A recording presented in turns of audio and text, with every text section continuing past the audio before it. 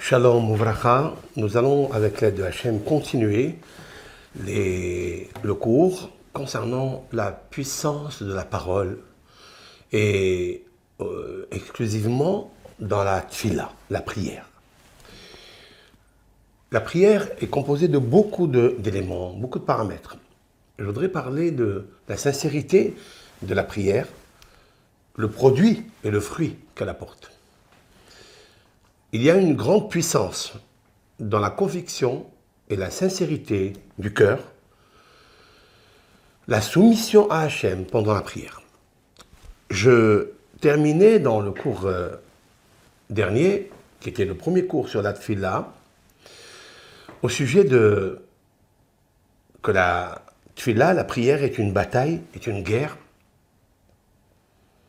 que si on sait bien l'utiliser, si on sait bien jouer le rôle du combattant, on gagnera la bataille.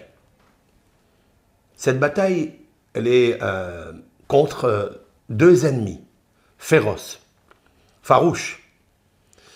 Le premier, c'est l'ennemi qui est à l'intérieur de toi. C'est un ennemi qui s'appelle la paresse, qui s'appelle l'apitoiement, qui s'appelle le conflit avec soi-même, le chagrin, les plaintes qu'une personne rabâche toute la journée, et en commençant, j'allais dire peut-être le matin tôt, ou peut-être le soir tard, avant de dormir. C'est un miroir qui se fait le matin par rapport au soir, vaillé erev, vaillé boker. Ça dépend de la nuit que nous avons passée. Est-ce une nuit où on s'est ennuyé et donc on s'est mortifié par des questionnements, par des pensées négatives tellement de soi. Et cet ennemi s'appelle le Satan, le Yetzirah ou le diable, appelez-le comme vous voulez, la pensée négative. Cette pensée-là, c'est elle qui est en fait le coffre-fort où nous rentrons tous les jours, peut-être une seconde, et toutes les secondes de la journée. Alors comment faire pour se débarrasser de ça?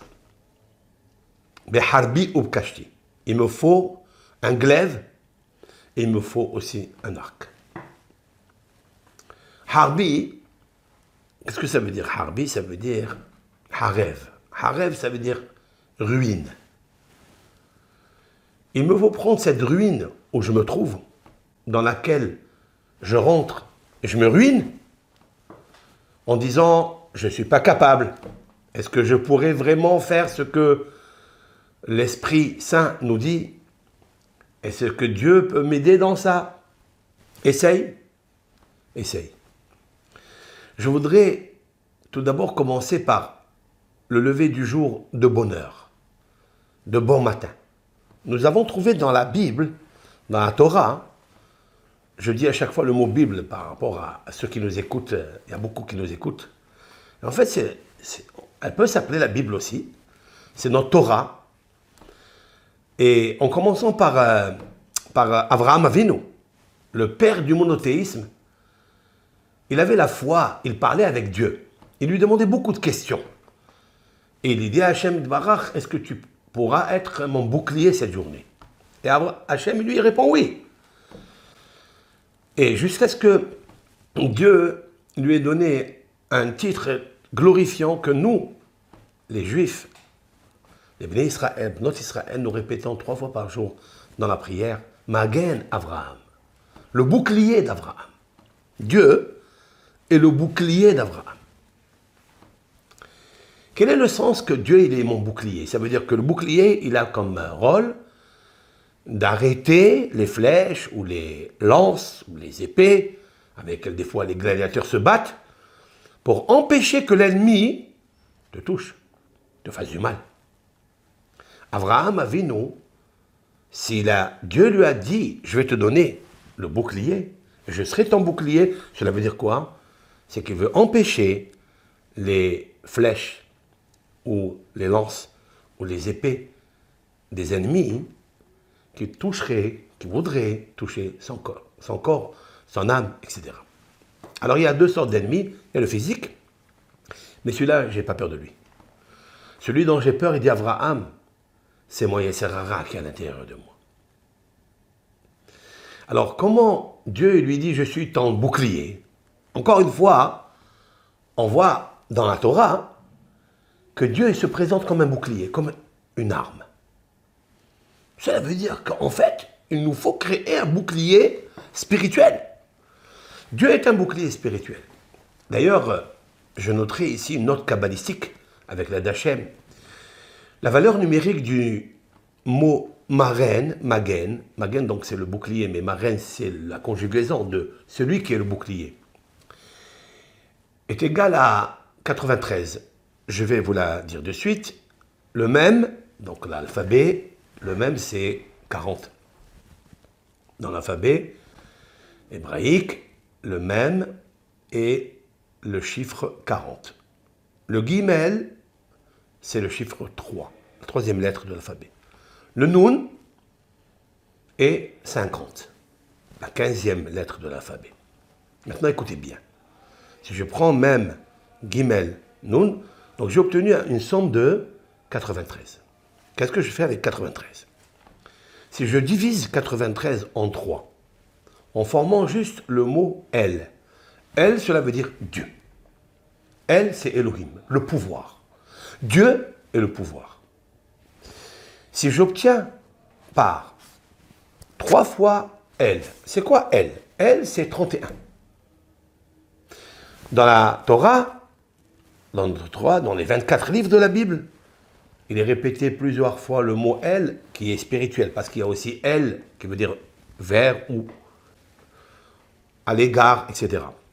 Mais je parle du nom sacré qui est El, qui sont les deux premières lettres du mot, du nom Elohim, du nom sacré Elohim, puissance. Elohim, vous avez vu, j'ai décomposé Aleph Lamed et Yud Mem. Je prends les premières lettres, Aleph Lamed. Aleph Lamed, c'est El. El, c'est Dieu. Quand je prends 3 fois El, c'est-à-dire El, c'est 1, Aleph, c'est 1, la première lettre de l'alphabet. Lamed, c'est 30, et donc, j'obtiens ici 31. 31 fois 3, j'obtiens 93. 93 est Magen. Magen, ça veut dire bouclier.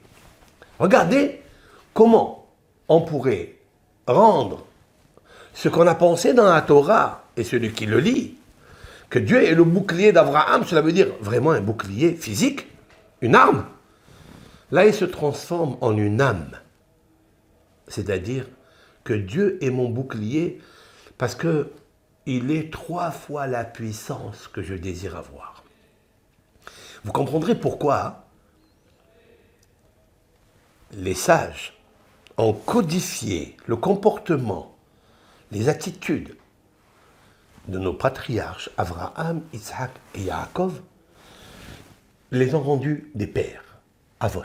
Avot, ce sont les patriarches, ce sont les pères. Lorsque je prends Abraham, il pratiquait la prière le matin. Vayashkem Abraham Baboker. Nous lirons lorsque Dieu, il lui dit, prends ton fils et sacrifie-le pour moi. Je vais tester si tu m'aimes. Moi, à sa place, en vérité, j'aurais bien dormi. Quand il me demande une chose pareille, d'ailleurs, ça a été la 10e épreuve. Et ça, tout le monde le sait que c'est une épreuve douloureuse, tragique. Qui peut faire cela? Et la réponse est que la Torah nous dit quelque chose d'effrayant. Des fois, quand je me lève et je sais que je vais lire la parole de la Hakeda, la lecture du sacrifice d'Isaac, Dieu lui dit, Abraham, lève-toi, lui Néni, me voici. Alors prends ton fils et va, monte-le comme sacrifice sur la montagne que je t'indiquerai. Ok? Alors qu'est-ce qu'on aurait fait, nous? Le soir, il me dit une chose pareille, qu'est-ce que je fais, moi? Je vais dormir, je vais me sauver, comme il a fait Jonas. Si lui, Jonas, il s'est sauvé pour ne pas aller rendre visite à Ninive, dans cette ville où étaient des non-juifs, mais mécroyants, idolâtres, et Dieu de lui dire, je veux récupérer même cela, Je veux qu'ils m'entendent, qu'ils me comprennent. C'est moi le Dieu d'Israël. Et c'est le Dieu du monde. Va les sortir de leur galère. Ils sont dans l'erreur totale. Et Jonas se sauve. Yona, il se sauve. C'est la lecture de Kippour. Maintenant, écoutez-moi bien. Je me serais rentré dans la couverture, me cacher et ne plus sortir du lit. Mais c'est pas ce qui est marqué chez Abraham. Chez Abraham, c'est marqué Vayashkem Avraham Baboker. Et Abraham, il se leva de bon matin. Oh, tiens. Et qu'est-ce qu'il fait? Eh bien, lui-même, il attelle l'âne, il va couper le copeau de bois, il prépare le bûcher. Là où le misbéa, l'autel, il va faire monter Yitzhak dessus. Il va le monter dessus, il ne va pas le cacher parmi les branches. Il va le monter au-dessus pour dire, j'ai pas peur de personne. Je vais te le monter à toi, car toi, tu le regardes. Et tout le monde peut le voir. Il n'a pas eu peur. Donc on voit de là quelque chose d'extraordinaire, qu'Abraham Avinu, il s'est empressé le matin. Pourquoi? Parce que c'est là où il va trouver le fruit de l'esprit et le fruit qui produit l'esprit, le mental, c'est-à-dire Dieu, la puissance. Si Abraham, il sait que Dieu il lui parle, et nous on le sait qu'après c'est vrai, puisqu'il est devenu le père du monothéisme, donc il ne nous a pas menti. Si dans la bouche de tout le monde entier, il y a le nom de Elle, de Dieu, du Père béni soit-il, c'est parce qu'il est sorti un homme qui est né dans l'idolâtrie, mais il a compris que cette idolâtrie est une erreur, qu'il n'existe pas plusieurs doctrines, qu'il ne faut pas les mélanger. Avraham Avinu a appris son esprit du cœur, son esprit du cerveau. Il a dit, je sais qu'il y a une puissance, c'est toi, Hachem. Maintenant, je vais te servir. Indique-moi comment je dois faire. Il dit, alors d'accord, je vais t'indiquer comment tu vas faire. Tu as confiance en moi? Il dit, oui. Alors commence à travailler. Qu'est-ce que je dois faire? Prends ton fils, va le sacrifier. Rentre dans la fournaise. Quitte la terre où tu habites. Va en Eretz Israël. Il va. Il lui dit, alors qu'est-ce que je fais ici? Il dit, va à l'est, l'ouest, le sud, le nord. Et il va. Et chaque fois qu'il va, il dévoile. C'est ce qu'il a compris qu'en fait, il existe un seul Dieu unique. C'est lui qui gère le monde, le matin, le soir, toutes les heures de la journée, toutes les secondes de la journée. Ça n'est pas pour rien que David Amelech, le grand psalmiste, a dit dans sa prière, Avarcha et Adonai bechol et. Tami teilato befi, je traduis. Je bénis l'Éternel, autrement dit, je déverse sa bénédiction sur les autres pour répandre la bénédiction sur les autres et les bénir. Becholet, chaque heure. Avarcha et Hashem becholet. Tamid teilato befi. Tamid, c'est instamment, ça veut dire chaque seconde. Teilato, sa louange, sa prière, sa foi. Elle est dans ma bouche. Il nous faut que la foi et la prière et la bénédiction soient dans notre bouche. La bouche est une arme, une grande arme. Et c'est ça, Harbi. Harbi, ça veut dire au lieu de me détruire, car le mot Herev, il détruit. Le mot Herev, ce sont les 3 lettres, et c'est ça qui est beau dans notre Torah. Nous avons composé la lettre Het, qui est la 8e lettre de l'alphabet, avec la lettre Resh, qui est la valeur numérique 200, et le Bet, qui est la 2e lettre de l'alphabet.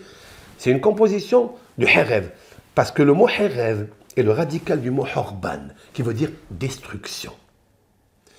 Il est une épée entre les mains du diable qui vous chuchote à l'oreille gauche et droite toute la journée, détruis-toi.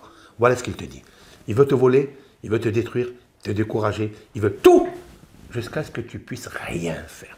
Que tu dises, que tu le sors de ta bouche, je suis incapable aujourd'hui de faire.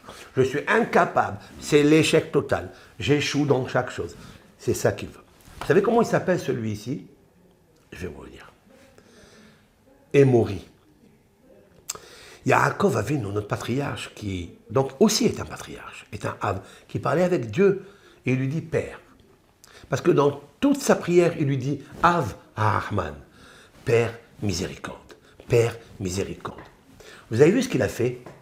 Il a dit, j'ai pris une part, une grande part, de la main du Émori. Tiens, vous savez qu'il existe à Émorite, à Périzite, à Yévousite, à Girgashite, à Hivi. Ce sont les 7 nations puissantes qui habitaient en Israël. Et Dieu a dit au peuple d'Israël, c'est cette terre que j'ai donnée à Abraham, vous la méritez. Et si vous ne la méritez pas, je vous l'enlève. Vous dégagez.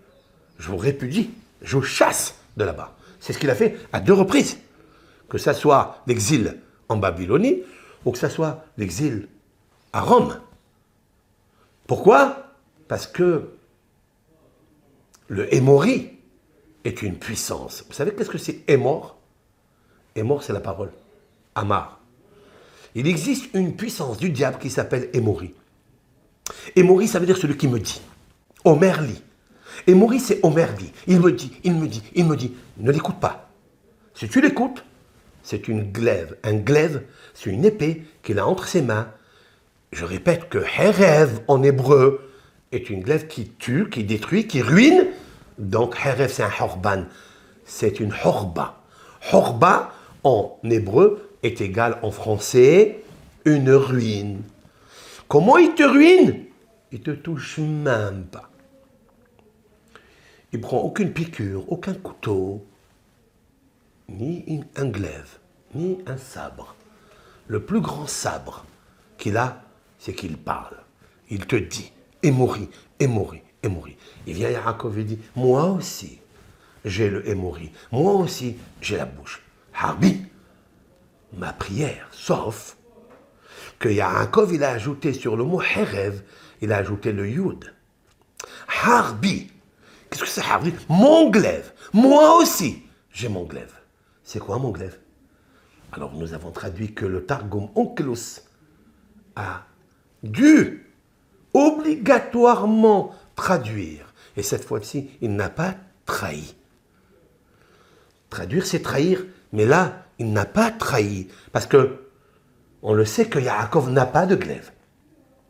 On le sait que le glaive appartient à Esav, à Ésaü. Tu vivras selon ton sabre. Prends ton arc, va me chercher du gibier.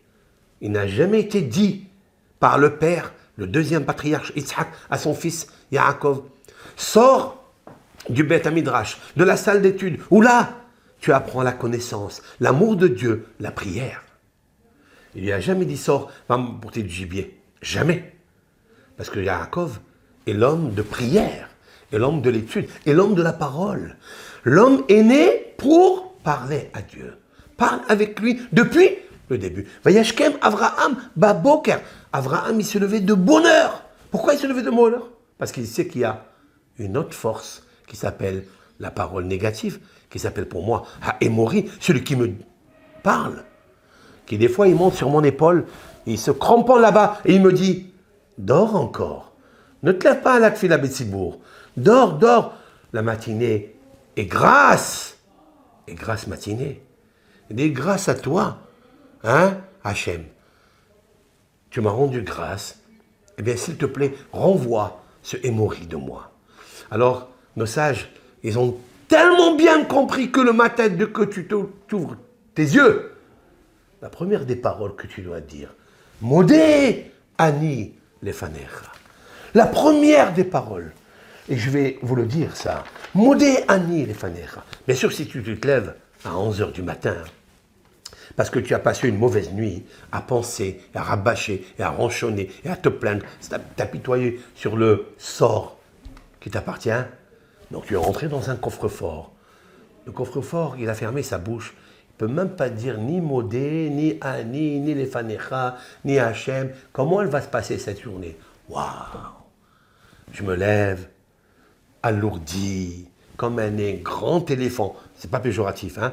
Comme un lourd, très lourd. Je marche doucement. Et on dirait que quelqu'un, je ne sais pas quoi, il m'a donné un coup de bastonnade. Et je suis là en train de marcher à petits pas. Et après, je marche un peu et je reviens à mon lit. Parce que c'est plus toi qui guides ton robot. Tu ne guides plus ton robot, il y a quelqu'un qui te parle, une force qui s'appelle Emory Omerli, celui qui me dit, et il te dit, allez, retourne au lit, de toute façon, on verra demain.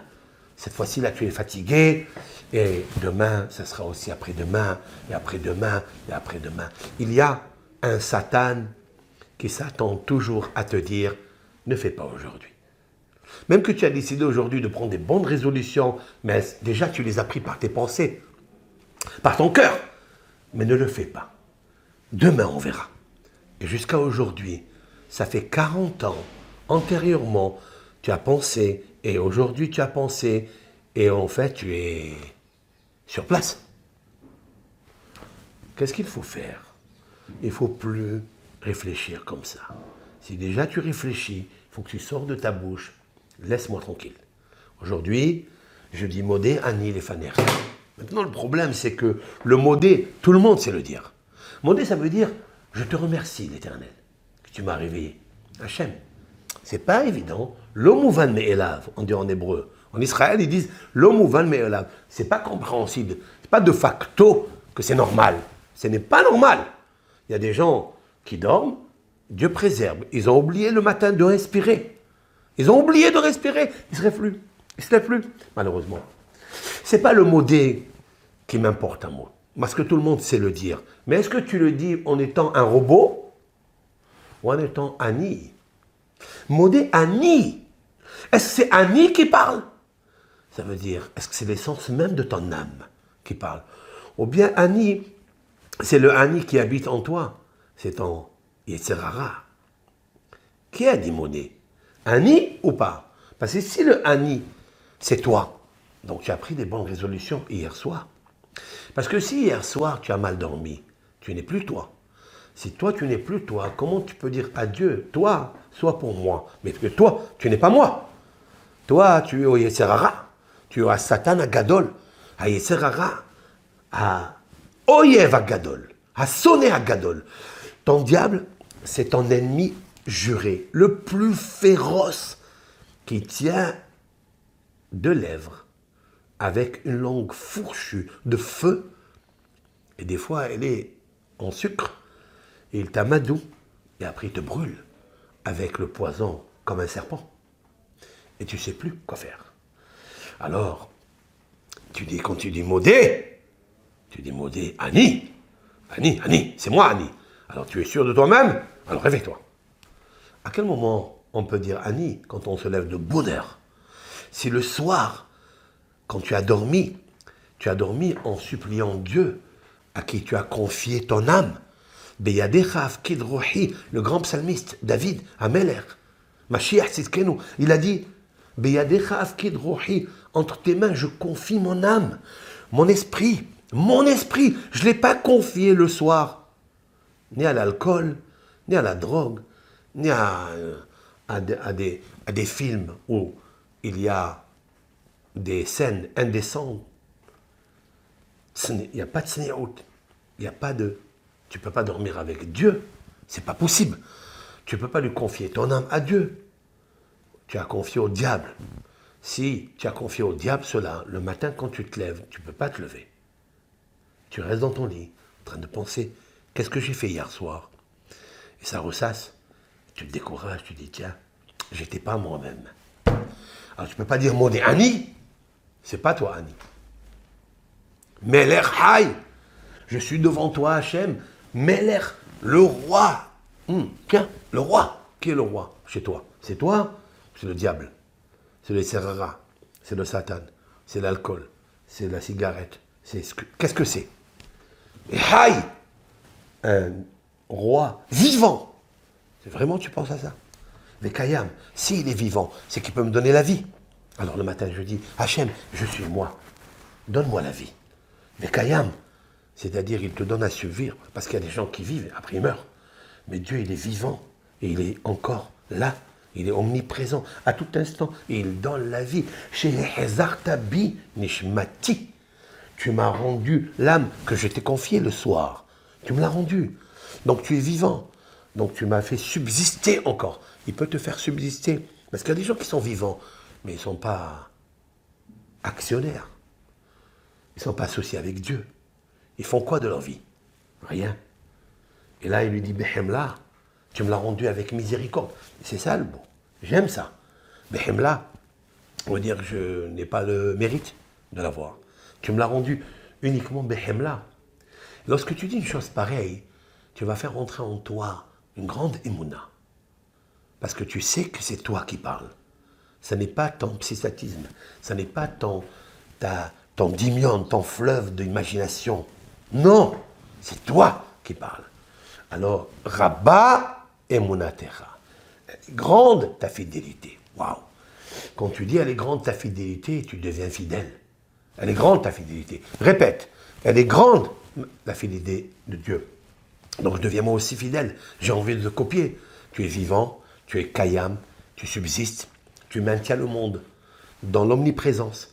Tu es Mehadesh Betuvo, Choliom Taïm Maaseh Bereshit. Dieu, c'est toi qui renouvelles le monde. À chaque instant, je veux être renouvelé. Moi aussi. À chaque instant, l'Éternel, il renouvelle. C'est pour ça que David Ameler, il a dit, ce grand psalmiste, va ani tefila. Je suis la prière. Va ani. C'est pas le diable qui me dit tous les jours, fais ça, ne fais pas ça, la nuit. Non. La nuit, tu peux me dire ce que tu veux. Mais avant de dormir, je fais teshuva. Je dis à Hachem Itbarach, écoute-moi Hachem. Sincèrement, je veux te parler. Je veux plus faire ce que j'ai fait jusqu'à maintenant. Mais parle sincèrement. Ne parle pas seulement avec les lèvres et à l'extérieur, du bout des lèvres vers l'extérieur. Il faut que ça vienne ici. Mais à lèvres shelcha, du cœur. Fais bouger le cœur. Mais ça, les vavenu el kapaim. Il faut lever le cœur, le soulever, qui sorte de son nid de tentation, de son nid d'apitoiement, de son nid de chagrin et de stress. Tu dois sortir le cœur. Si tu ne le sens pas bouger, c'est que toi, tu ne bougeras pas demain. Demain, ça sera un éternel recommencement d'apitoiement, de chagrin, de plainte, de toute la journée. Et alors, c'est une ruine. Monsieur, vous êtes une ruine. Un Yehudi, qui est Ma'amin Bachem, lorsqu'il se lève le matin, il dit, c'est moi qui sais que c'est toi qui es devant moi. Tu es vivant. Donc s'il est vivant, prends la vie. Comment on prend la vie? En disant, Rabba Emunatecha. Elle est grande, ta Emuna. Et en fait, la prière et le remerciement, c'est ça la Emuna.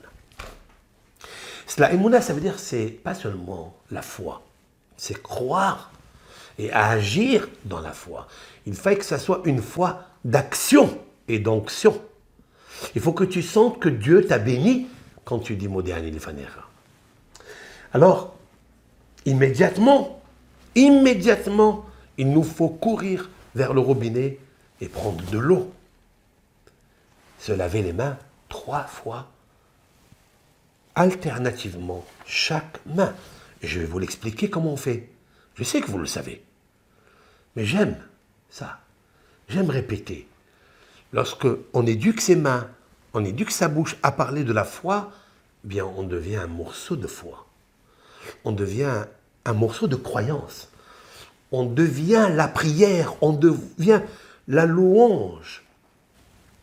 David Amelech, il dit toute la journée, je ne pense qu'à toi.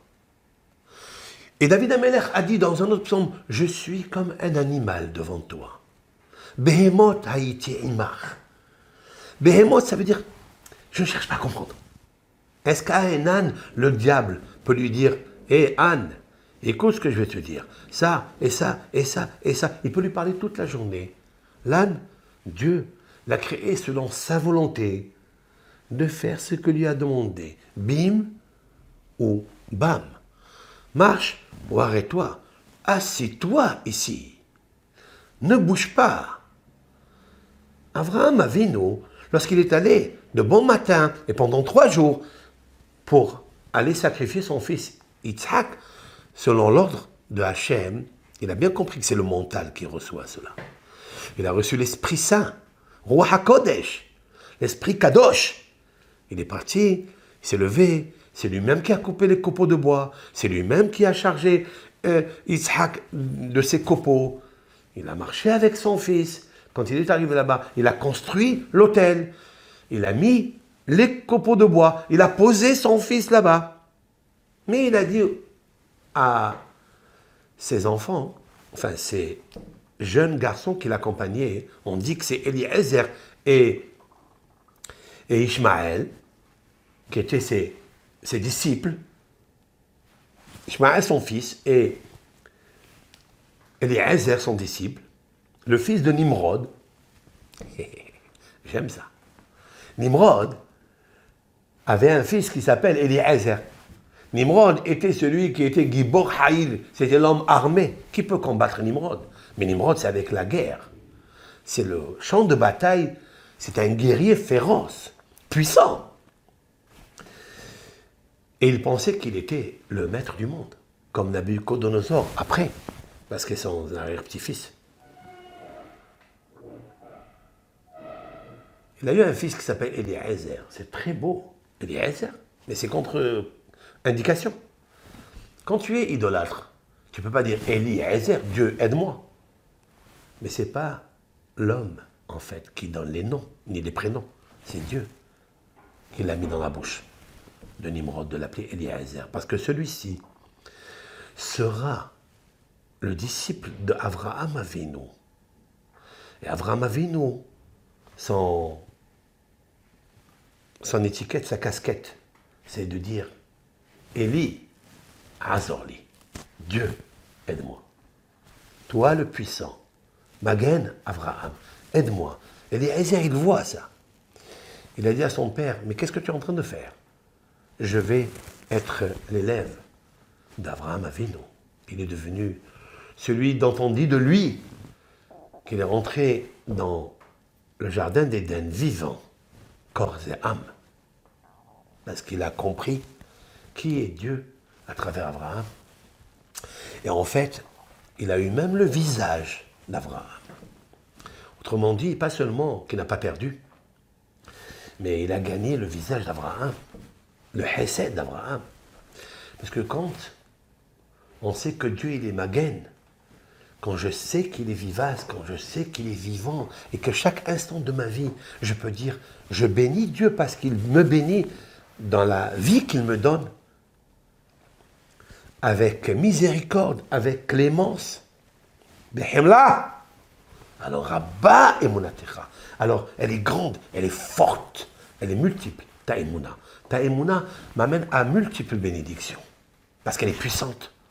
Et c'est la raison pour laquelle Magen, il est décortiqué puisqu'il est 93, je le divise en 3 parties, c'est elle, elle, elle.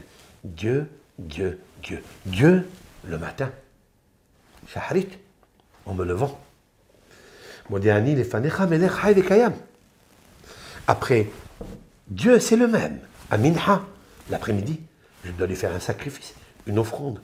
Les offrandes n'existent pas aujourd'hui, physiquement. Mais l'offrande, elle est là.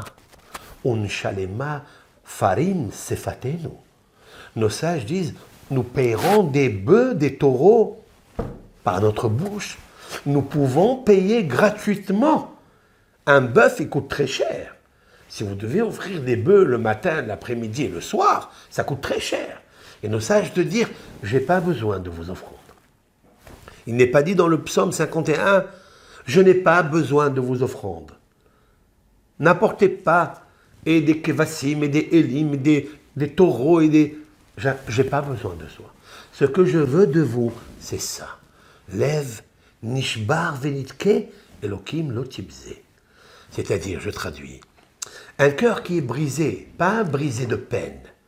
Un cœur qui est brisé parce qu'il est soumis à Dieu et il voit la grandeur de Dieu, qu'il est le puissant Hachem, qui peut être mon bouclier pour toutes les désaventures, pour toutes les férocités, pour tous les chagrins qui arrivent de l'extérieur pour m'atteindre. Il est Dieu pour moi. Alors je prie Hachem le matin, tu es elle, puissant. Elle, c'est Hesed. Elle, c'est Hesed. Et Dieu, il te dit, j'ai pas besoin que tu m'offres. Alfe Elim. 1000 béliers. Donne-moi juste le Aleph qui est en toi. Elef, il y a le Aleph et l'Amen, c'est-à-dire Dieu, c'est tout. En disant à Hachem, Dieu, aide-moi dans ma vie.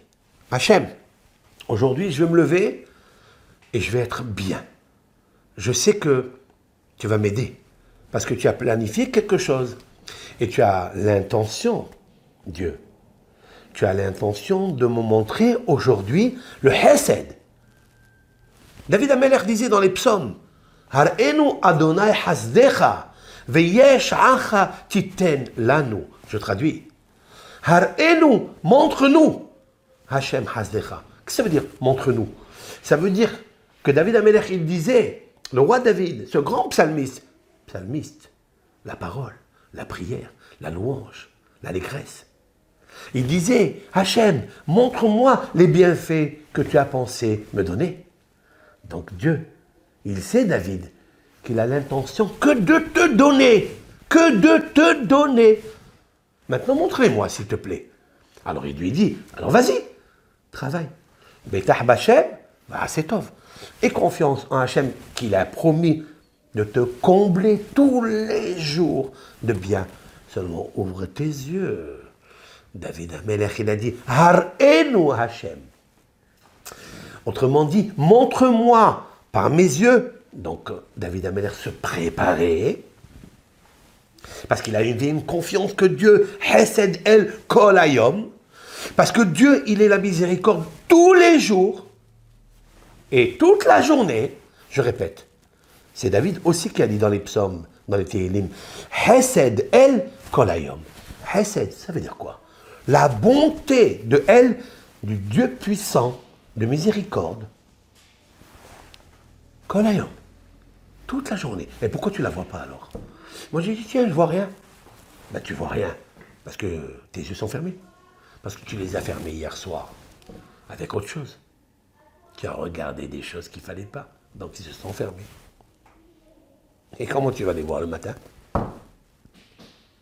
Comment tu te lèves le matin, tu dis, Dieu, j'ouvre mes yeux, moderne, il est fanera. Ne lui prie pas comme ça. Hachem, tu es grand, tu n'es pas grand.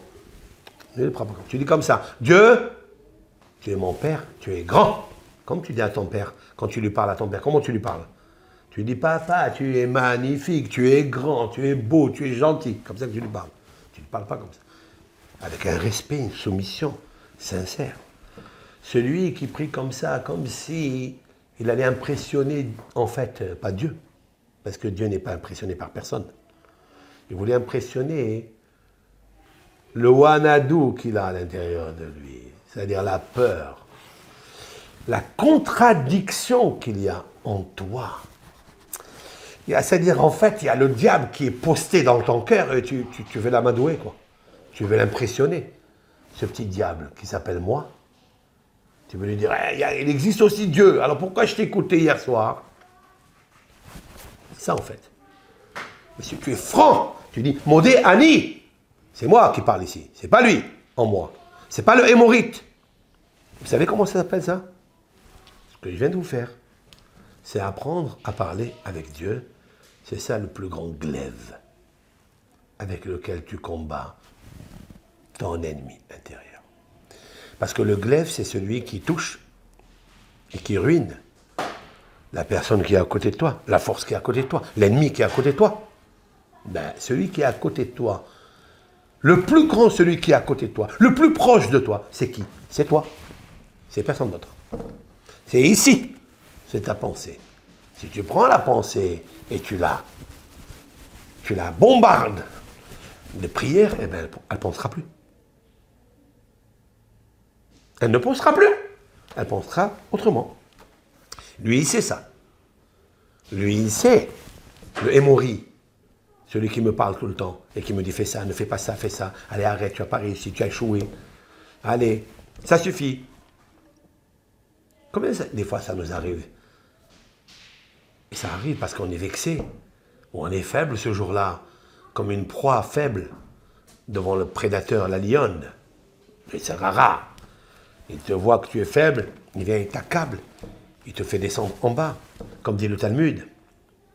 Lorsqu'une vache ou le taureau tombe par terre, tous les couteaux vont directement sur le cou. Un taureau, on a peur de s'approcher.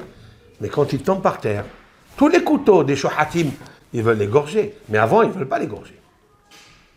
Tous les couteaux de Satan, ils sont sur notre cou et sur notre bouche. On ne peut plus parler parce qu'on est faible. Comment est-ce que des fois ça nous arrive cela? Hein? On se comprend. Donc, qu'est-ce qu'il faut faire? Il faut prendre le couteau que Dieu nous a donné, la langue, et de prier à Hachem. Hachem lakahti miyada emori. Yaakov, il a dit, par ma prière, par mon étude de la Torah, parce que je sais que elle, c'est l'arme sophistiquée contre le Émori. Miyada Émori, de la main du Émori. De la main du Émori, qu'est-ce que ça veut dire de la main? Nous sommes dans ses mains. Lorsque le Satan t'a gagné, et tu as parlé à Shonara sur l'autre, tu n'as pas été maître sur toi-même. Donc aujourd'hui tu es triste, parce que tu dis quoi? C'est lui qui me gagne, c'est lui qui me domine. Alors qu'il est marqué dans la Torah que l'Éternel, il a posté toutes les forces de ce monde, les plus grandes, sous tes pieds. Pas seulement qu'ils ne sont pas sous mes pieds, mais ils sont au-dessus de ma tête. Comme il a dit David Ameler dans les psaumes, Avonotai, Avruroshi. Mes péchés, ils ont dépassé ma tête. Waouh, j'aime ça. Ils ont dépassé ma tête. Qu'est-ce que ça veut dire? Avonotai, Avruroshi. Mes fautes, ils ont dépassé, ou ils sont passés sur ma tête. Oui. Vous savez, je vais vous dire quelque chose d'original. C'est que la pensée, c'est elle qui a fabriqué les ennemis, qui sont mes péchés. Ils ont dépassé ma tête, parce que je n'ai plus de tête. À force de leur donner la force, eh ben, j'ai plus de force. Tandis que David Amelech, il a dit, Shanta Bashemen Roshi, Kosi Revaya. Dans le psaume 23, le psaume où David Amelech, il dit, tu es mon berger, Dieu. Mais il n'a pas dit, tu es mon berger. Non, tu es mon berger, je suis ton agneau. C'est ça qu'il a dit, David. Ta houlette, ton bâton, m'ont consolé, m'ont fortifié. Et tu as oint sur ma tête. Qu'est-ce que ça veut dire? Il a pris Dieu, il a pris de l'huile et il l'a mis sur sa tête. C'est ça. Ben l'huile, c'est les bonnes pensées. L'huile, c'est ce que mettent les gladiateurs sur le bouclier. Ici. Comme ça, les flèches de l'extérieur, quand elles viennent, n'ont pas le temps de trouer le bouclier. Elles glissent. Il faut mettre de l'huile dans sa tête. Il faut mettre la Torah ici. La Tfila. Il faut mettre le nom de Hachem. Yud, Ke, Vav, Ke. Si tu le mets, c'est ça, Modéani Lefanecha. Quand tu te lèves, tu dis, je te remercie, moi, Lefanecha, devant toi. Ouais, tu vois qui? Le Sarah, tu as dit Lefanecha, mais c'est pas vrai. Il n'y a personne. Oui, lui, il ne le voit pas. Lui, il a peur de lui. Le Sarah, il a peur de Dieu. De qui il a peur, Dieu? Yud, Ke, Vav, Ke. Dit Shanta Bashemen Roshi. Tu as oint ma tête parce que je pense qu'à l'Esprit Saint. Je pense à l'onction, je pense à toi, Hachem, ta force, ton amour pour moi, ton chesed, ta bonté, ta protection. Je pense à ça toute la journée. Parce que tu es vivant. Dès que je dis ça, le diable il se sauve, au moins pour l'instant. Après il reviendra, ne t'inquiète pas, il ne te laissera pas, jusqu'au jour de la mort. Mais toi, tu dois vivre, va à cet œuvre. Et le fait que tu fais du bien, tu fais du bien. Il faut penser pour faire, et le faire par faire, et faire part aux autres. C'est ça, le Hémet. Et donc, quand tu as prié, alors Akash-Baruch-Hu te dit, alors, je pose mes mains sur toi. Je suis ton bouclier. Ce n'est pas seulement le bouclier du corps, qui n'est qu'un décor. Nous sommes tous d'accord. Mais c'est le bouclier qui rentre en accord avec miséricorde, Dieu. Et miséricordieux, il te met un bouclier ici, c'est l'huile d'onction. C'est ça le bouclier. Et l'huile d'onction, vous avez d'où je l'extrais. Elle, 31, 31, 31, 93, Magen. C'est ça le bouclier. Je terminerai avec une des paroles extraordinaires du Talmud. Nous avons la chance d'avoir cette anecdote qui est écrite dans la Gemara. La Gemara dans le traité Souka 28 nous dit, 28 c'est la force, que Hillel, l'ancien Hillel Hazaken, le disciple, Hillel et Shammai, disciple de deux convertis, Shemaya et Aftalion. Tiens, Shemaya et Aftalion. Il y a une discussion dans les Mefarshim, mais la plupart pensent que Shemaya et Aftalion, ce sont deux païens qui se sont convertis au judaïsme. Ils étaient tellement doux, tellement bons, tellement avenants, qu'ils ont donné naissance à deux élèves, Shammai et Hillel. Toute la Torah entière, écoutez bien, toute la Torah entière, elle est grâce à Shammai et Hillel, grâce à deux convertis. Deux. Ils ont compris que Moshe Rabbeinu, que notre maître Moshe Rabbeinu, notre prophète, le prophète de tous les prophètes, n'oublions pas ça. Je parle à tout le monde ici. N'oublions pas, soyons honnêtes avec nous-mêmes. Si nous arrivons à puiser, soit dans les églises, soit dans la Mecque, ou dans les prières musulmanes, ou dans les prières de l'église, et on est un prédicateur,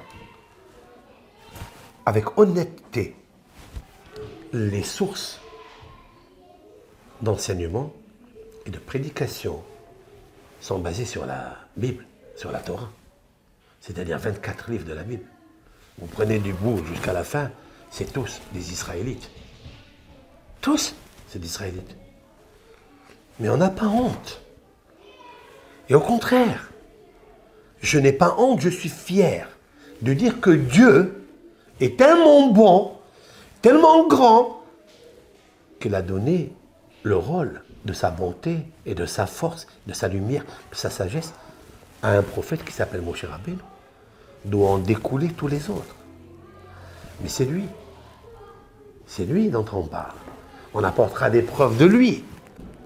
La preuve qu'il est parti chercher l'agneau, la preuve qu'il est rentré, il a vu Dieu dans le buisson ardent. On apportera des preuves. Mais pourquoi on ne s'arrête pas à quelque chose? Et moi-même, j'apporte une preuve que chez Maria et Aftalion, Dieu les a écoutés. Ils ont été bénis. Ils ont profité de la Torah de Moshe Rabbeinu. Et ils ont enseigné à leurs élèves, Hillel et Shammai. La Torah de Hillel et Shammai et tout ce qui est venu après, ça veut dire quoi? 80 élèves. Rabban Yochanan ben Zakkai, Yonatan ben Oziel, qui était le dernier. Rabban Yochanan ben Zakkai est sorti des élèves de Hillel. Donc le sage Hillel avait ses 80 élèves et 30 parmi eux, dit le Talmud, ils pouvaient arrêter le soleil comme l'a fait Moshe et Yoshua. 30 parmi eux recevaient la Shekhinah tous les jours. Et 30 parmi eux étaient des personnes qui connaissaient toutes les sagesses sans exception. Tout est égal sans exception. Rabban Yochanan ben Zakkai, il connaissait ce que tu peux écrire avec, si tous les arbres étaient des plumes, les océans étaient de l'encre, le firmament céleste était un parchemin, on aurait pu écrire pas toute la sagesse de ce grand maître, mais le 1/10 de ce qu'il possédait. Sa grandeur était la modestie. Ça, c'est le premier élève qui était le plus grand. Ce maître-là est le maître de Rabbi Akiva, de Rabbi Hanan ben Dossa, des géants docteurs de la Mishnah. Maintenant, le dernier, c'est le plus petit, Yonatan ben Oziel, il y a 2000 ans, qui a écrit un commentaire exceptionnel. Il est rempli et pétri de lumière de mystique juive. Et on dit de lui, et c'est ça que je voudrais attirer votre lumière et votre attention, votre âme, c'est que lorsqu'il étudiait la Torah, lorsqu'il y avait un oiseau qui survolait sur sa tête, il brûlait. L'oiseau brûlait. Je n'ai jamais compris quel est l'intérêt de nous raconter une chose pareille. C'est ça sa force, c'est de brûler un animal. Est-ce que la Torah brûle quelqu'un ou chauffe quelqu'un? Est-ce que la Torah restaure une personne, restaure l'âme d'une personne, le rafraîchit ou le fléchit? Brûler un oiseau? Je n'ai jamais compris une chose pareille. Je sais ce que j'ai, avec l'aide de Hachem, je suis tombé sur un texte écrit dans le guide des égarés de Harambam de Maïmonide. Et là, notre maître, lumière, m'a éclairé. Et je vous le présente, je vous l'offre. C'est-à-dire, en fait, lorsque le Talmud, qui des fois, par devinette, énigme, par des métaphores, il est très fort pour ça. Et j'ai été réconforté dans ce domaine, c'est que lorsqu'une personne étudie la Torah, lorsqu'une personne juive, ou n'importe laquelle, chrétien, musulman, lorsqu'il commence à étudier quelque chose, à prier à Dieu, il y a toujours des oiseaux de l'extérieur qui viennent le gêner. Qui viennent lui rentrer comme ça dans la tête et lui disent « Arrête, qu'est-ce que tu es en train de faire? Vraiment, tu parles à Dieu? Pourquoi tu le connais, Dieu? Tu ne le connais pas. Mais pourquoi tu étudies cette Torah? Pourquoi tu pries? » Ce sont des oiseaux qui rentrent à l'intérieur du crâne, du cerveau, du cœur de l'homme, pour l'empêcher. Et je dois reconnaître que ça rentre de partout. On n'a pas les moyens de les arrêter. Nous n'avons pas le bouclier pour les arrêter. Ils rentrent. Et en fait, chez nous, c'est une déchetterie. Tout celui qui veut jeter quelque chose dedans, il jette. Bien, le Talmud dit non, non, non, non, non, non. Pour Yonatan ben Oziel, chaque oiseau qui survolait sa tête, qui voulait rentrer à l'intérieur pour atterrir en lui, égaré là-bas comme un avion à l'aéroport, il était brûlé. Ce n'est pas les oiseaux, pauvre chéri, c'est les oiseaux maléfiques, les mauvaises pensées du diable. Cela, Rabbi Yonatan ben Oziel les fracassait, les expulsait immédiatement. Qui étaient ces élèves-là? C'était des élèves qui ont étudié chez Hillel. Et qui est Hillel? C'est l'élève de Shemaya Ve'Aftalion, deux convertis. Vous comprenez ce que je veux dire? Cela veut dire que tout homme peut être juif, ou peut être musulman, peut être chrétien. Dieu, il est tout. Il est juif, chrétien et musulman. Ça dépend quelle est la loi que tu as reçue. Quelle est la doctrine que tu as reçue. Tu ne dois pas changer la morale de ton père, c'est-à-dire la tradition, et la Torah de ta mère, ta religion. Continue à faire ce que tu as à faire, mais fais le bien. Et puis nous avons vu aussi dans la Bible quelque chose d'extraordinaire. C'est que Yitro, lui aussi, il avait toutes sortes de mauvaises pensées. Il a adoré toutes les déesses du monde, toutes les idolâtries du monde, il les a conçues, perçues. Mais il a vu qu'elles ne tenaient pas la route. Et il a dû changer. il a eu le courage, il est venu, il a quitté son ministère, avec je ne sais combien de ministres, combien de curés. Il avait une église énorme. Il était le grand prêtre de Midian. Et la Torah nous dit quelque chose de fabuleux. Il a quitté tout cela et il est parti rejoindre son gendre, Moshe, le grand prophète d'Israël. Celui qui alimente tous les prophètes qui viennent après lui. Parce que sans sa Torah, la source de tout, c'est la chanson de Moshe. C'est la prière de Moshe. Et il est allé rejoindre son gendre. Où Bamidbar Asher ou Honesham. Dans le désert où campait Moshe. Dans le désert, il n'y a pas à manger, il n'y a pas à boire, il n'y a pas de jacuzzi, il n'y a pas de club med, il n'y a rien du tout. Moshe, il savait très bien que Yitro, s'il va là-bas, il va bien traiter son corps.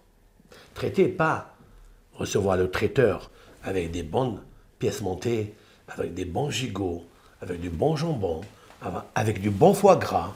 Traiter son corps, ça veut dire le mortifier. Et lorsque tu mortifies la chair, qui te cause tous tes problèmes, c'est elle qui émane toutes les énergies négatives du diable, du mahshavara, du yitzhara, du satan, du malach hamavet, l'ange de la mort. Alors Yitro, il a dit, maintenant je comprends quelque chose. Il est venu se convertir au judaïsme, il n'a pas eu peur. Alors il y a une grosse question. Bon, lui, il n'a pas eu peur. Mais comment ça se fait que son ministère l'a laissé aller? Vous savez très bien qu'il existe une doctrine dans toutes les religions que celui qui abandonne sa religion d'origine, de sa naissance, de son patrimoine paternel, maternel, vous avez ce qu'on lui fait aujourd'hui. Eh bien, on le liquide, on le tue. Comment ça se fait que les personnes qui ont reçu des cours de philosophie, qu'il existe d'autres déesses, d'autres dieux, c'est ce qu'on appelle, nous, l'idolâtrie. Comment ça se fait qu'ils l'ont laissé? Ça veut dire que tu nous as menti jusqu'à maintenant? Tu quittes ta religion? Tu es né sur ça. Tu as grandi sur ça. Tu as poussé sur ça. Tu as œuvré. Tu as arrosé dans l'église ou dans je ne sais quoi. Tu as arrosé ça. Comment maintenant tu nous abandonnes? Et la Torah, Dieu, il n'a pas peur de dire à Moshe, tu écriras toute une paracha qui porte en son nom, toute une section. Et laquelle? Celle des 10 commandements. La plus belle, la plus grande, la colonne vertébrale du génome de la Torah, de l'homme, des religions. La source intarissable des connaissances, la sagesse. Là-bas, tu posteras son nom. Jéthro, il avait trop de filles et il avait trop de prénoms. Mais il a retenu un, Yitro, parce qu'il a ajouté un nom dans la Bible. Il est devenu juif. La descendance de ce Yitro, c'est qui? C'est tous les bons convertis comme Shemaïa et Aftalion, qui ont donné naissance à qui? À Hillel, à Shammai. Qu'est-ce que faisait Hillel? Qu'est-ce qu'il disait Hillel? Regardez dans les maximes de nos pères. Hillel disait, sois parmi les élèves d'Aaron. Le grand prêtre Aaron. Qu'est-ce qu'il disait à Aaron? Ohev Shalom, celui qui aime la paix. Verodef Shalom, celui qui poursuit pour faire la paix dans les foyers, dans les couples, entre les protagonistes. C'est pas beau ça? C'est pas magnifique? Cela veut dire que les maîtres de Hillel lui ont enseigné ça. Et c'est ça que je retiens. Alors pourquoi il est dans les Aseret HaDiberot? Parce qu'il est devenu un très grand prédicateur d'une vérité tellement absolue, tellement implacable, qu'il s'est dit, je ne peux pas mentir à moi-même. Eh bien, il a tout laissé. Il est allé dans un désert où, a priori, il n'y a rien à manger. Et là, il assiste au don de la Torah, qui émane du monde des émanations. Avec elle, la Torah émane la manne. De bon matin, Laman, Yitro la recevait lui aussi dans le désert, à la porte de sa tente, en attente de recevoir le message de Dieu. Et c'est ça qui est extraordinaire. Ce qui est extraordinaire, c'est que Yitro n'a pas laissé les idées rentrer ici et là, et là, et là, et là. Et c'est vrai que son ministère aurait pu lui faire du mal, mais il l'a laissé. Je comprends pourquoi. Vient un des grands maîtres, 18e siècle, Rabbi Haïm ben Attar, mon maître par excellence sur la paracha. Il nous dit quelque chose avec un diplôme de parachutiste, mais alors très puissant. Il dit que ces gens-là, son ministère, a compris qui était Moshe Rabbeinu. Lorsque Yitro a entendu l'ouverture de la mer Rouge, tous les cerveaux se sont ouverts. Tout le liquide amniotique qui se trouve dans le cerveau a commencé à bouger, à briller. Ils se sont dit, mais qui est le propriétaire de la nature? Il existe celui-ci, l'ouverture de la mer Rouge. Lorsqu'ils se sont vus à Midian, ou à Boutouktou, ou à Moab, ou n'importe quelle région dans le monde, toutes les nations, ils voulaient boire de l'eau, et le verre s'est scindé en deux. Ils ont dit, mais qu'est-ce qui se passe? Ils sont venus voir Balaam, le prophète des nations, dit, mais qu'est-ce qui se passe? On n'entend pas un oiseau, ni un âne qui brée, ni un lion qui rugit, ni un oiseau qui souffle et qui siffle. Qu'est-ce qui se passe à cette minute-là? Et Balaam, le prophète des nations, il est obligé de dire la vérité. Il dit, le Dieu d'Israël est en train de donner la Torah, sa pensée. La Torah, c'est l'étude. Pas seulement une pensée qu'il faut garder et réserver et enterrer en soi. Il faut l'expulser à l'extérieur. Il faut l'exprimer à l'extérieur. Torah, Siva, Lanou. Dieu nous a ordonné. Donc si c'est un ordre, il sort de la bouche. Sort de la bouche, c'est ça le cantique. Le cantique de la mer Rouge, le cantique des cantiques, et le cantique, le grand cantique, la Torah qui s'appelle Shira, la chanson. Il nous faut chanter à Dieu.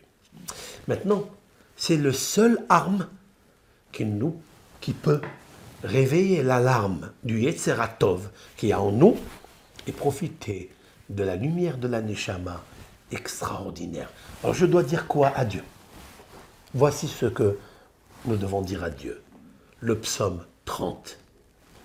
Tous les matins, que Dieu fasse, le matin est le bonheur, le matin c'est la journée, c'est la lumière, c'est la gratitude de la charité et de la compassion de Dieu. Qu'est-ce que je dis? Un des grands psaumes exceptionnels, uniques, que je voudrais vous intéresser à le connaître et à le lire, le sortir. Vous savez que si vous gardez la pensée sans la lire, eh bien, je délire. Mais moi, je fais que lire. Et dans ce psaume, il est dit comme ça. Aro mimcha Adonai kedilitani. Un homme, il se trouve dans la pauvreté. Qu'est-ce que la pauvreté? Ça peut être pécunier. Ça peut être un malaise de dépression. Ça peut être, il est découragé complètement. Ça peut être un apitoiement, ça aussi. Et tout cela, ça n'est pas que des mots. Ce sont, j'allais dire, des puits. Ce sont des ravins. Ce sont des fossés où l'homme se trouve là-bas, aux profondeurs des abîmes. Il va falloir quelqu'un qui le puise, qui le fait monter dans le seau, le kéli, le vase, avec le seau, le tampon de Dieu, en faisant un seau, S-A-U-T, d'en haut, avec une main très longue et large, remplie de miséricorde, pour le puiser vers le haut. Et David Amelech dit, je me trouve dans un fossé, car je suis faussé complètement par le diable. Toute la journée, il est en train de me crier autour de Jérusalem, autour de Sion. Alors Dieu, s'il te plaît, Aromimcha, c'est quoi? Je veux te grandir, je vais t'élever. Adonai, c'est le psaume 30, le tétragramme. Pourquoi je fais ça? Pourquoi je te lève très très haut? Qui dit litanie? Parce que tu m'as puisé. Ici, dit litanie vient du mot délit. Délit, c'est un verso. Un vers qui est un seau. C'est le mot du verso. Dans le signe zodiacal est délit, le seau. Délit, lorsque je me trouve dans un délit en français, tu prends le délit, tu prends un seau, et tu me puises de la fosse où je suis. Donc, puisque toi, tu m'as levé de là, tu m'as élevé de là, tu m'as propulsé de là où je suis, alors je te propulse moi aussi. Je te rehausse moi aussi. Il faut le dire. Velo simahta oivaini. Tu n'as pas réjoui mes ennemis contre moi. Moi, c'est lui. Moi, c'est moi. Mais j'ai des ennemis qui essayent de me voir dans la fosse en train de pleurer, en train de me lamenter, en train de m'apitoyer, en train de me décourager, en train de me compresser. Tu as fait en sorte que tu ne les as pas rendus joyeux. Vous avez vu ce qu'il dit David Ameller? Que sachez que quand on tombe dans la fosse, parce qu'on est faussé par le diable, et c'est son intérêt, et c'est rare de te fausser pour qu'il soit content, il soit heureux. Il dit merci Hachem, tu m'as puisé de la fosse et tu n'as pas rendu joyeux le diable. C'est lui qui a une armée d'ennemis. Adonai, Dieu béni soit-il, Elohai, mon Dieu, Shivati elecha vatirpaeni, je sors de ma bouche. J'ai prié envers toi, vatirpaeni, et tu m'as guéri. S'il y a des ennemis, c'est qu'il y a un combat, c'est qu'il y a une bataille de guerre. C'est la prière qui est la bataille de guerre pour guérir ma maladie. Shivati elecha, quand je prie à toi, seulement à toi, parce qu'il n'y a que toi qui as envoyé ta main gentille, aimante, pour me sortir de la fosse. Et chacun, il a sa fosse. Et Dieu n'a pas une seule main avec une mesure spéciale pour chaque fosse. Non, il en a une très très large. Tu peux être dans le fin fond des cavités de la fosse, dans le ravin le plus profond, le profond des abîmes. Dieu, il a aussi une main pour te faire sortir de là-bas. Je suis conscient. Parce que là-bas, dans la fosse, je tombe malade. Et Dieu, je prie à toi. Vatir paeni. Il y a le mot refoua qui veut dire guérison. Donc la guerre contre l'ennemi, c'est une guérison par la prière. Écoutez bien ça. Adonai, il n'économise pas, le roi David, le grand psalmiste, de répéter le nom de Hachem. Aromcha Hachem, Shivati Elecha Hachem. Et il dit maintenant, Hachem, Dieu miséricorde, He'elita, tu as levé, min Sheol nafshi, tu as levé du Sheol, des profonds des abîmes, de la mort, mon âme. C'est incroyable. Seulement mon âme. Mais plus que ça, c'est pas nefesh, l'âme végétative ou évolutive. Neshama. Regardez les initiales. He'elita, tu as levé. Et vous entendez la prononciation aussi? La sonorité de la lettre He, He'elita. Tu as levé. He. Min, de, man, la lettre même. Sheol, shin. Nafshi, nun. Même, shin, nun. He. Neshama. C'est mon âme qui t'intéresse, Dieu. En haut, il a parlé de lui, du corps qui était dans la fosse. Mais quand il parle des profonds, des abîmes, de la mort, il parle de la neshama. Très intéressant. C'est ça qu'il dit après. Hitani miyardibor. C'est intéressant ça. Hitani, c'est-à-dire tu m'as permis de vivre, de ne pas descendre au tombeau. Là, il parle quand la Neshama, elle quitte le corps. Et David Ameller, il dit à Hachem, merci à Hachem, tu as fait en sorte que je ne suis pas descendu dans le tombeau. Mais en fait, ça veut dire quoi? C'est quoi ce tombeau? C'est quoi ce puits? C'est quoi cette fosse? Mais je vais le résumer tout de suite après. Il va le dire. Il dit comme ça, à Farta Mispedi, là je prends immédiatement le psaume 30 dans le verset 12. Mais je reviendrai dans mes cours pour expliquer et décortiquer et éclairer un peu plus. Mais il me semble que David Ameller ne parle pas d'un tombeau physique ou d'une fosse physique, d'un puits physique. Non. Là, à la fin du psaume, le psalmiste va dévoiler sa pensée. Hafarta mispedi les maholli, tu as changé mon deuil en une danse joyeuse. Les mahol, ça n'est pas mahol mehila, c'est-à-dire... pardon, non. Mahol, c'est betof ou mahol, avec la harpe et avec une danse joyeuse. Hafarta, je répète, Hafarta, tu as changé, mispedi, esped, c'est-à-dire le deuil, les maholi, en une danse joyeuse. Je m'arrête là. Voilà où se trouve l'être humain s'il ne prie pas à Dieu. S'il n'exalte pas Dieu, s'il ne profite pas exprès de ce que Dieu veut lui donner avec exprès et préméditation, le bonheur, la danse de joie, eh bien il sera toujours dans un deuil, toujours en train de pleurer, en train de s'apitoyer, en train de ronchonner, de se plaindre. C'est le vrai deuil.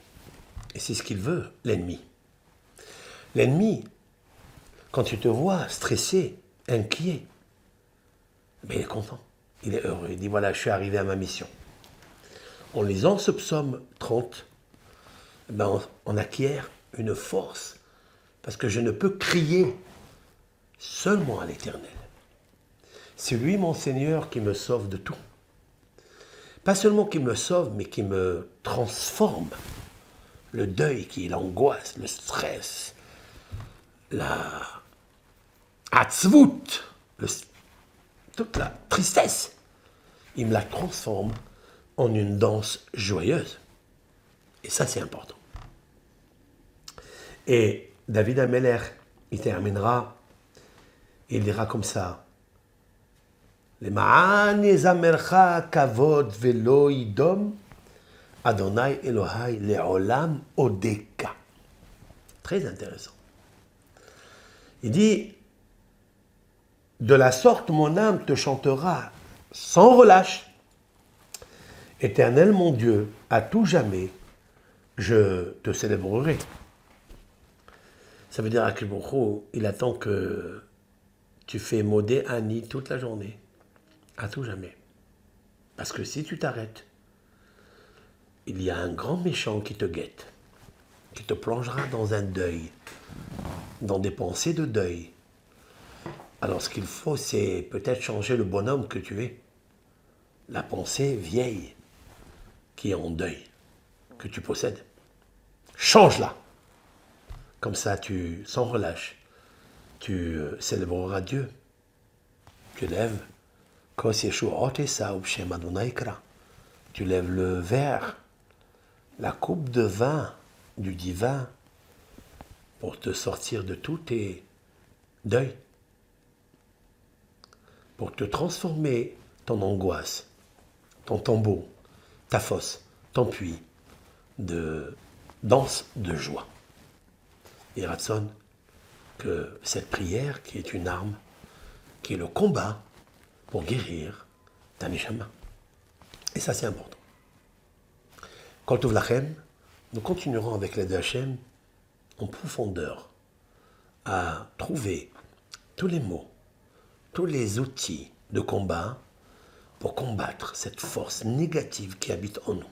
Le Yetzer Hara, le Malach HaMavet, l'ange de la mort, qui veut te mettre en deuil, veut te faire en fosse, dans le tombeau, dans tout ce qu'il veut pour que tu pries pas à Dieu. Eh bien non, je m'incline pas devant lui, je me relâche pas de prier à Hachem. Aromimcha Hachem, je t'exalterai Hachem toute ma vie, parce que tu me bonifies et parce que tu changes de l'amertume à la douceur, de l'obscurité à la lumière et du deuil à des danses joyeuses. Kol tov lachem, bracha ve'atzlacha.